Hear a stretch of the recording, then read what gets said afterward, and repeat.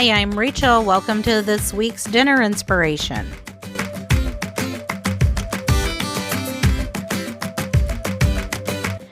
For the first dinner this week, I am just slicing up this beef into thin strips, and then I'm going to add it to a hot skillet with some olive oil, and I'm just going to fry that up on all sides and get it browned all the way through.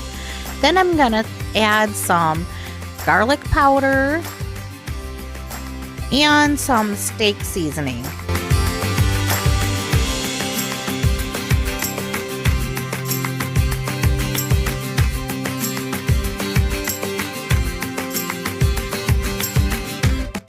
Next, I made up a super simple sweet and spicy stir-fry sauce to go in the beef. In a bowl, I just mixed together the brown sugar, the water, some red wine vinegar, some soy sauce, some crushed red pepper flakes, and some minced garlic. And if you don't like heat or spicy food, just cut back on the crushed red pepper or don't add them at all.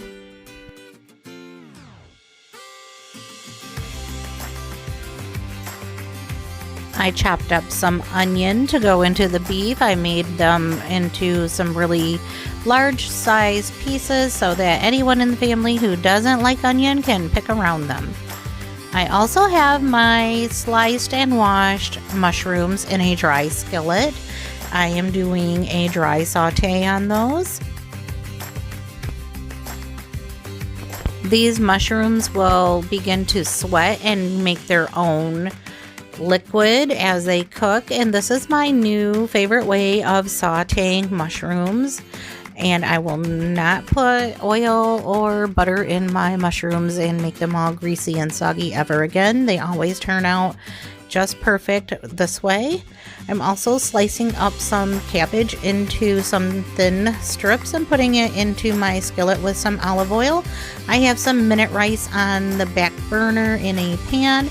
I'm making sure that my cabbage and my mushrooms are salted just to enhance their flavor and make sure that everything tastes good on its own before I mix it all together. I did go for the minute rice this time because it fit into my overall grocery budget. I had a hard time finding a bag of rice at the store that was under $5 for whatever reason this week, and so minute rice it was.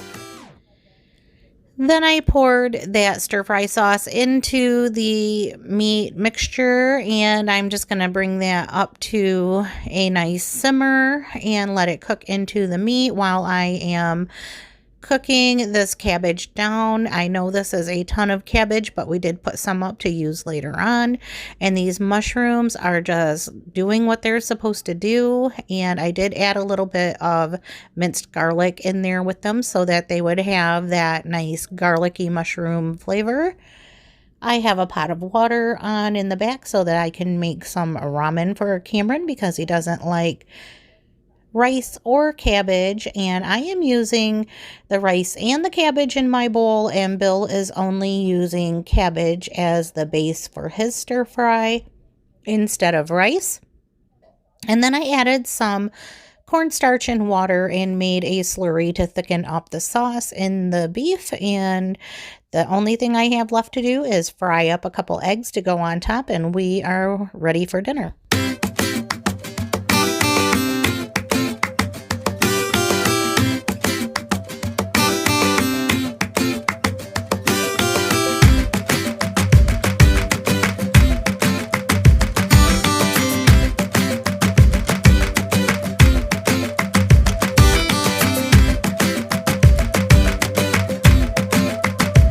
Here is how my bowl came together, and this is actually one of our favorite dishes to have on a weeknight for dinner, and you can always change it up with whatever ingredients you want to. You can change out your veggies and make it your own personalized favorite meal by using whatever flavor rice you like. Sometimes we use fried rice. On this night we just used white rice, and it always comes together and it's always so satisfying.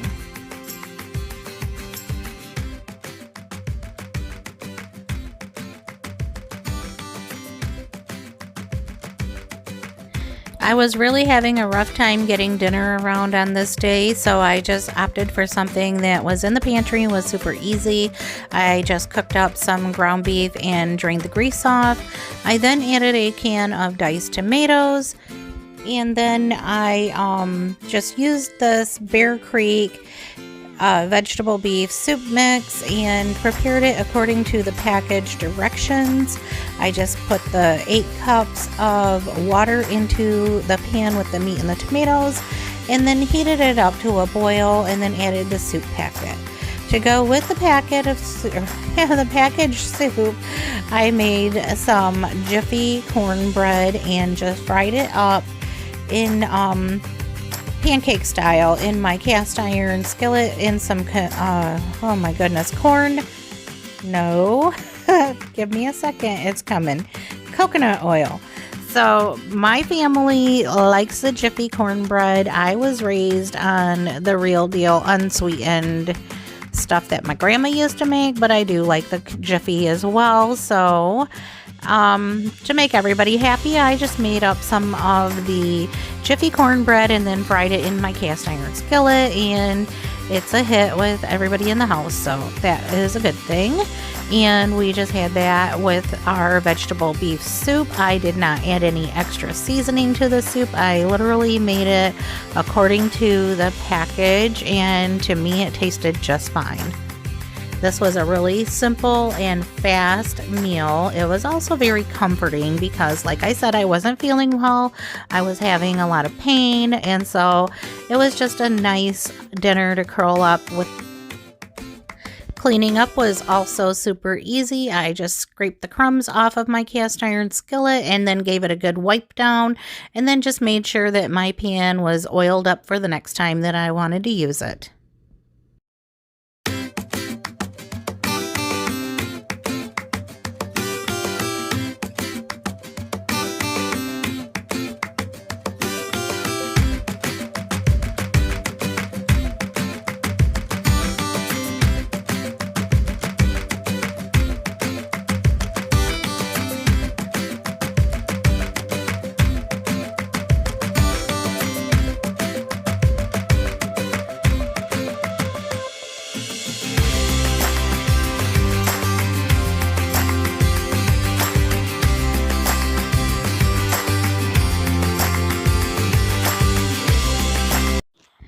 We've been trying to get breakfast for dinner back into our regular dinner rotations, as it used to be something that we did quite frequently, and nowadays we haven't been having breakfast as often. So a good way to get to enjoy some of those good yummy breakfast foods is to have them for dinner. On this night I was making sausage gravy, biscuits, and fried apples. So I am just going to peel some apples and then slice them, and then I'm going to cook them in a cast iron skillet with some butter. And then I just added a 1/2 cup of brown sugar, a tablespoon of cinnamon, and a tablespoon of ground ginger to my apple mixture. I don't like nutmeg, so I did not add that to my fried apples, and they turned out just fine without it. So anyway, here we go.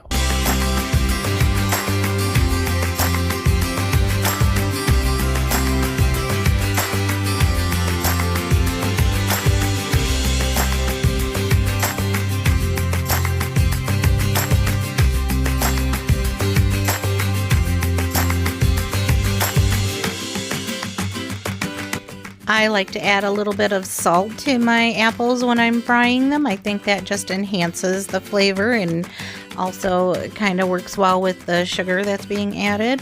I sprayed down my baking pan because I know this pan and its history, so I know that I have to spray it with some baking spray or put some parchment paper down. Otherwise, these biscuits would have stuck. Normally, we eat our sausage gravy just on toast, but since we were having the fried biscuits, I wanted to have some biscuits to put my apples on top of. So we are just going to use the canned biscuits because I do like to take a shortcut here and there, and since I'm making sausage gravy and apples from scratch, it's the biscuits that are going to be the store-bought item in this meal. It seems like there's always something, right? Well, at least one thing anyway. Once these apples are cooked in that butter long enough just to get slightly softened, then I know that it is time to add the sugar mixture. And so then I'm going to add just that whatever's in this little bowl. I didn't really even mix it up because it's going to get all mixed together in the pan anyway. So I am just going to kind of incorporate that a little bit in the bowl before I add it, but I'm not really too worried about it. So then once I get it all mixed in with the apples, then it can just kind of sit in this pan and simmer until it gets nice and thick and bubbly. And here's what it looks like when it's mixed. And then here it is when it gets bubbly and thick. And that's kind of what you want to see so that that sauce gets really nice and thick. On the back burner, I'm getting my pan ready to fry up some eggs. We like to have some eggs over easy on top of our sausage gravy and biscuits.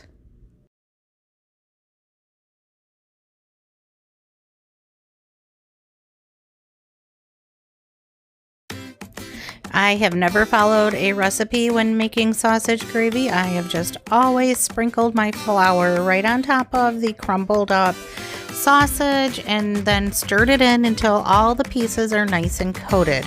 The more sausage or the more flour that you use, the thicker your sausage gravy is going to be, so keep that in mind.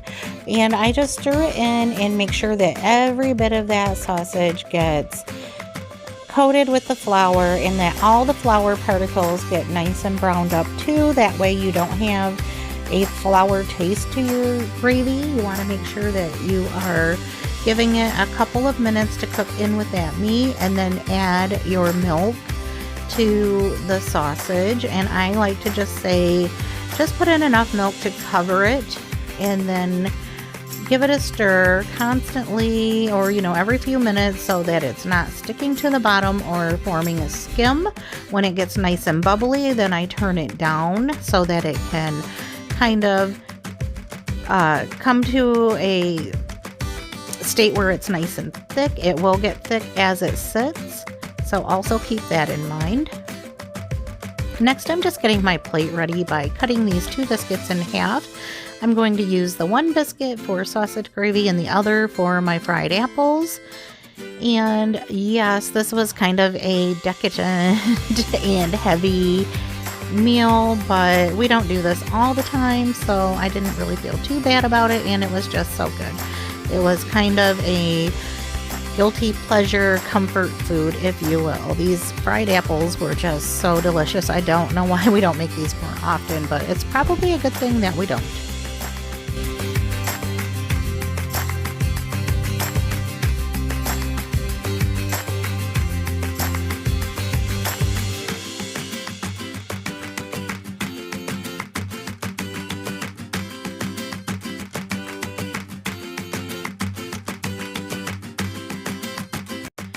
This next dinner was a oops dinner, but it turned out well. As my husband said, it was amazing when it was all said and done.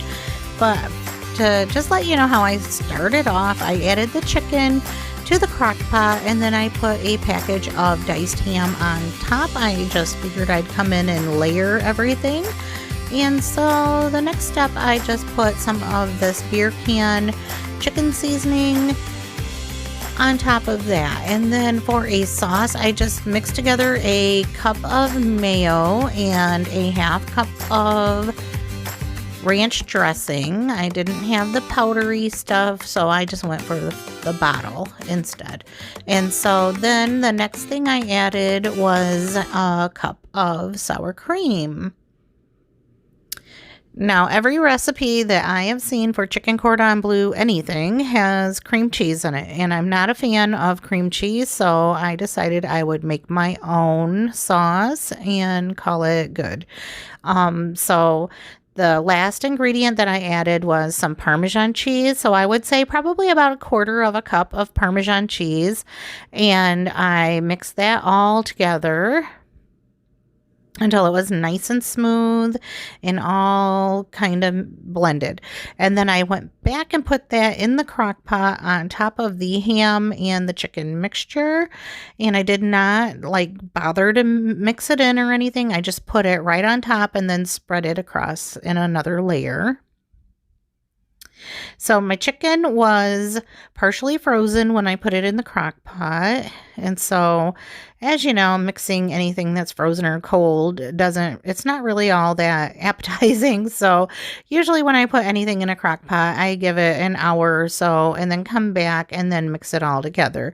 Well, I was really, really short on time on this day and also in a rush. Like I had a half hour to get this ready and get to work and punch in on time. So, you know, I think my mind was just in other places, and that happens. That's a part of life. So anyway, when my husband came home, he let me know that I had only turned the crock pot on to warm, and so it had not cooked.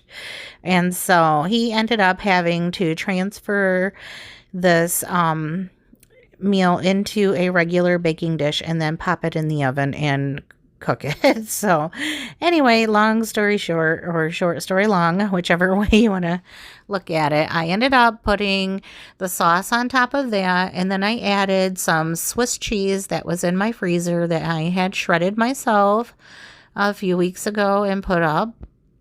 So, as you know, chicken Cordon Bleu has Swiss cheese, but I wasn't really sure how receptive my family would be to Swiss cheese and that flavor. So I added some mozzarella cheese on top because I know for sure that mozzarella cheese melts up well and that it would give them that ooey gooiness that they're used to and that they love. So I also added the bacon pieces on top of the cheese so that they could see it. They'd know it was in there. And I mean, if I know anything, I know that my guys love bacon. So anyway, here is the picture of the dish after my husband cooked it in the oven. He said it was amazing and he loved it, and he actually made it again since then on his own. He made some salads on the side, and this dinner turned out to be a success.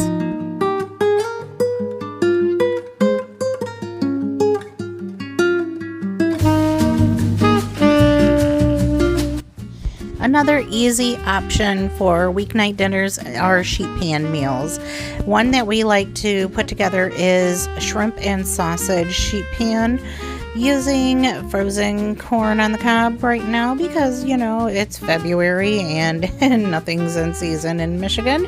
So we just have some cleaned and diced up potatoes, some corn on the cob, and I just put some Old Bay seasoning on them and pop them in a 375-degree oven while I am getting the smoked sausage cut up. Since the potatoes and the corn take longer to cook than anything, I like to give them a little bit of a head start.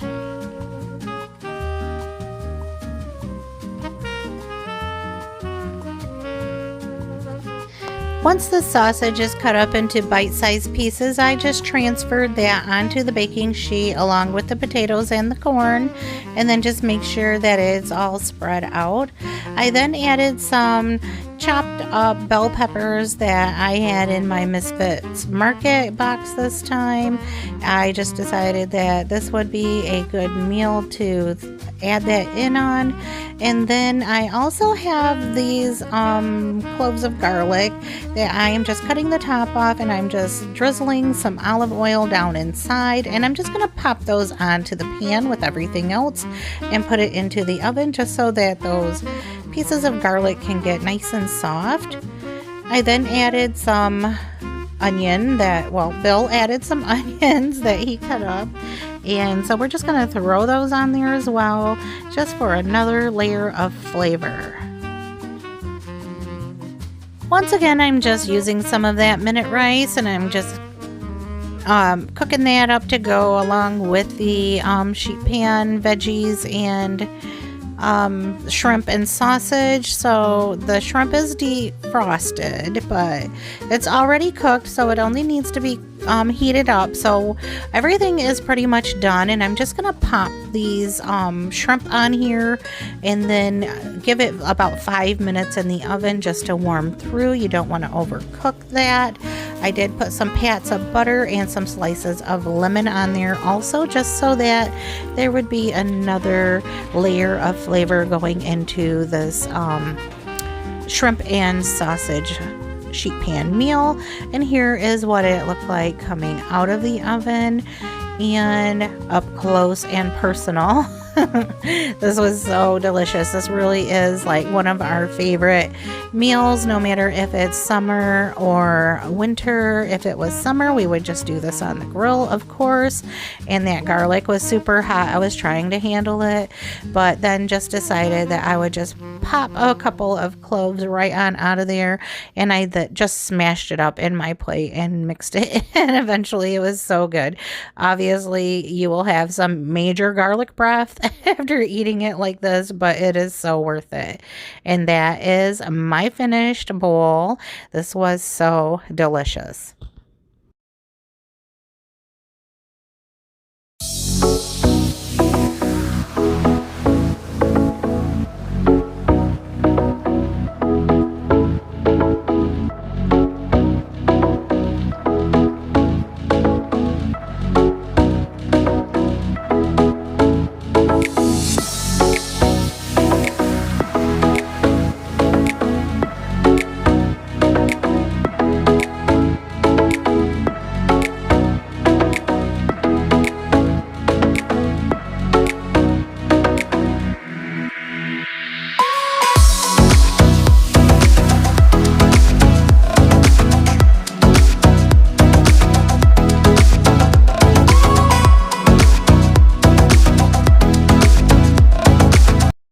We had so much fun at our grandson's birthday party and had fun bowling, and much later that evening we just made up some sandwiches when we felt hungry again, because we did have cake and pizza at the party. So all we did was make some cold sandwiches using the rotisserie chicken and some cheese, pickles, tomatoes, and lettuce, the works, and we just had some chips and dip to go with it. I forgot to film anything while I was making this sandwich, of course, because it was just a sandwich, but it was really good. We had some tomatoes, so all that fresh lettuce and tomato just kind of set the sandwich off.